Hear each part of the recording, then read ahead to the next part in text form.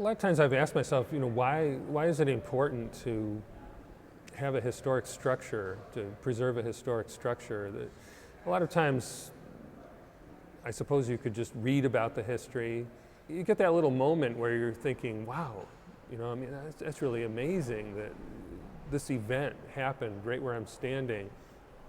And to me, that's what the value of a historic structure is, that you can get those sort of personal moments of connection between people who are just walking around today and maybe thinking of their own thoughts and lives, and suddenly they can jump back into the past mentally and at least have some sort of a connection with people from the past. We're in St. Louis's Old Courthouse. It's a building that's no longer used for the courts today. It hasn't been since 1930, but it's a very historic building that's been preserved to try to tell a little bit about St. Louis's history. This courthouse is probably best known as the courthouse where Dred and Harriet Scott, two enslaved people here in St. Louis, sued for their freedom. That freedom suit, which they launched in 1846, went all the way to the U.S. Supreme Court, which in 1857 decided that Dred and Harriet Scott would be held as slaves, continue to be slaves. It also was a decision that was very broad. It said that people couldn't be restricted from taking their slaves into federal territories any longer. So it opened up all the Western territories to the possibility of slavery. And of course, it was one of the main deciding factors in leading the nation on the path toward civil war. There were a lot of other things that happened, John Brown's raid on Harper's Ferry, the Kansas-Nebraska Act, all kinds of things that were going on at the same time, roughly, in the late 1850s. But any one of those, you could probably say, well, it's one of the places where the Civil War really began, where the roots of the Civil War are. So long before the first gun was fired at Fort Sumter down in South Carolina, there were a lot of things that were leading the country on the road toward civil war. And one of them was the case that was originally heard in this building, the case of Dred and Harriet Scott. A lot of times in the story of the Dred Scott case, because it's told on this large level of somebody sues and it ends up as being a deciding factor of the Civil War, the people themselves get lost in the story. And Dred Scott was a St. Louisan. He had come here to St. Louis and lived here, but had lived many other places. He was born probably in the late 1790s, early 1800 in Virginia. And he was born as a slave on a plantation owned by a family named Blow. The Blow family moved to Alabama, and they took Dred Scott with them and tried to make a go of it there on another plantation, which failed. And so they moved to St. Louis and actually bought a hotel and decided to try to do a different type of work to try to make their living. They found that they needed some ready cash, and so they sold Dred Scott after they arrived here in St. Louis in the 1830s. And Dred was purchased by a man named Dr. John Emerson, who was a physician who was working with the U.S. Army. And so Dr. Emerson was posted at many different places, but two of them are the things that actually resulted in the suit of the Scotts later on. One was Fort Armstrong, which is in the state of Illinois, which was not supposed to have slavery because of the Northwest Ordinance. And another was up in what was then the territory of Wisconsin, today Minnesota, Fort Snelling. So Dred Scott was taken to these places as a slave, held in slavery there, even though slavery was technically illegal in those places, and then brought back to St. Louis. While he was at Fort Snelling, he met a woman named Harriet Robinson, who was enslaved to another person, another officer at the fort. And Dr. Emerson actually purchased her and allowed the Scotts to marry legally, which was an unusual thing for slaves at that time, to actually have a legal marriage performed by a clergyman. So Dred and Harriet Scott returned to St. Louis. They had 2 children, both daughters, and after a time, Dr. Emerson passed away.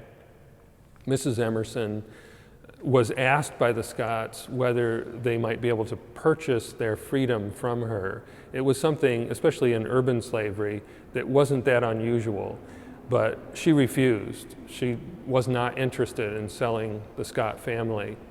So they decided, based on the fact that they'd been taken to free territory and held as slaves and then were still being held in bondage when they were returned to St. Louis, to sue for their freedom. So they entered this courthouse in 1846.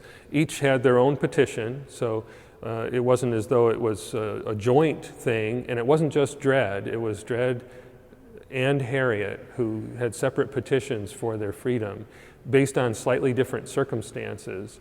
The case first came to trial here in this building in 1847. There was some hearsay evidence introduced, and so it was a mistrial. They actually lost the first trial, and they asked for another trial, which the judge granted. So in 1850, they came back and did the whole thing over again. And that time, they were able to present the evidence successfully, and the jury of all white males, 12 white males, probably some of them slave owners, decided that Dred and Harriet Scott should be free. So the verdict that was rendered in this building was actually to give them their freedom.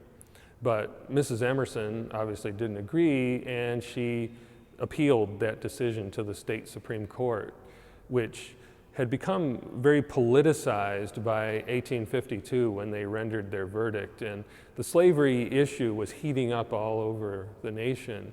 So the justices that were on the state Supreme Court, there were 3 of them, 2 of them were slave owners, and they believed that the trend of the jurisprudence in Missouri had been to free slaves that had been taken to free territory. They thought that was wrong. They thought that slaves were property, and to take a person's property away just because a person had taken it to a certain area of the country was not a fair thing to do under the law. So they changed from the bench, they legislated changing what all the legal system had been saying up to that point in time in Missouri. And they basically were saying that the Scotts would be returned to slavery. So a new attorney named Roswell Field came along and talked to the Scotts about a different strategy. He felt that they could take their case to the federal district court here in St. Louis because Mrs. Emerson had remarried a man named Calvin Chaffee back in Massachusetts, and she had transferred ownership of the Scotts from herself to her brother, John Sanford. Sanford actually was a resident of New York State at this time. So the Scotts were being held in bondage, technically, by a man who lived in another state, free state to boot. So Field thought that the strategy would be that the Scotts could sue Sanford for their freedom and take that to the federal court based on diversity of residence. And so that's what they did, and they lost in the federal court, but they appealed that case directly to the U.S. Supreme Court. And that was the case that was heard by the Supreme Court in 1856 and again in 1857 when they actually rendered their decision. It's interesting that that Sanford, his name is on the case, and he doesn't really come into it till 1854 when they go to the federal courts. And Sanford also is a key player in that we know, of course, that the Scotts were returned to slavery by the Supreme Court, but yet they were set free in this room just a couple of months later.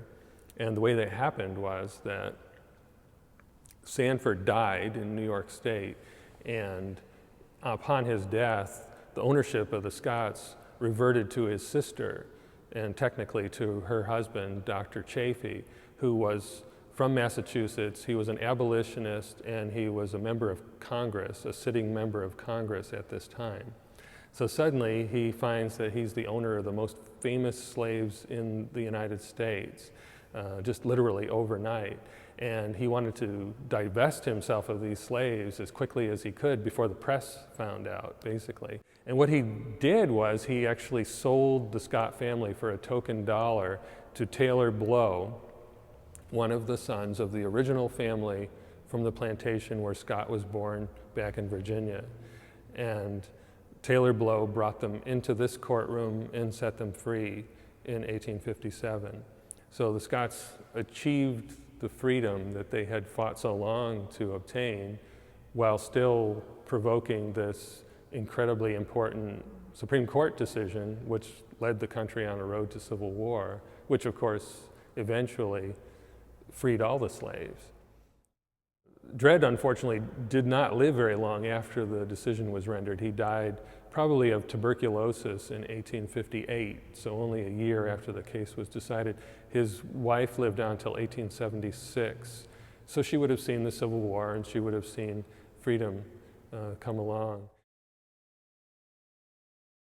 For a good share of their lives, the Scotts lived here in St. Louis. They died here, they're buried here. So in many respects, we can say that the Scott family were St. Louisans, and their case started here and in many ways ended here, not with the Supreme Court decision in Washington, but with being set free.